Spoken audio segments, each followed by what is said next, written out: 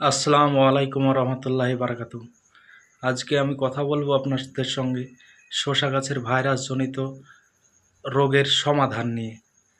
শসা গাছের পাতা কুঁকড়ে যাওয়া, পাতা হলুদ হয়ে যাওয়া, পাতা চোষক পোকায় খেয়ে নিয়ে পাতা শুকিয়ে যাওয়া, সমস্ত রোগের চিকিৎসা পাবেন এই ভিডিওটা পুরোটা দেখবেন, তাহলে বুঝতে পারবেন। আমার গাছের পাতাগুলো দেখুন ভালো করে। আপনাদের গাছেও কি এরকম পাতা হয়ে গেছে, এরকম রোগ দেখা দিচ্ছে?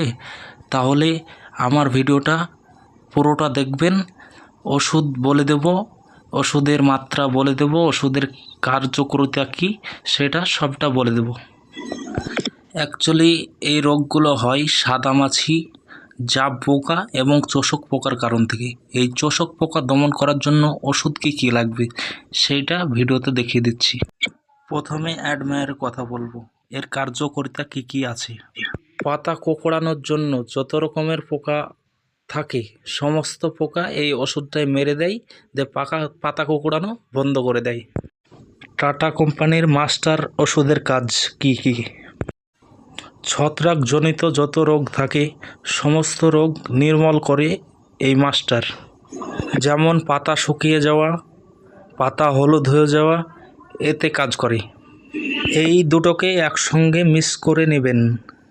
একটা ছোট পাত্রতে দুটোকে মিক্স করে নেবেন।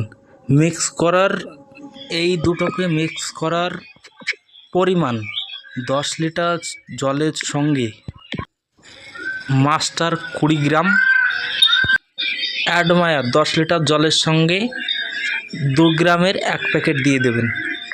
তো ভালো করে মিক্স করে নেবেন।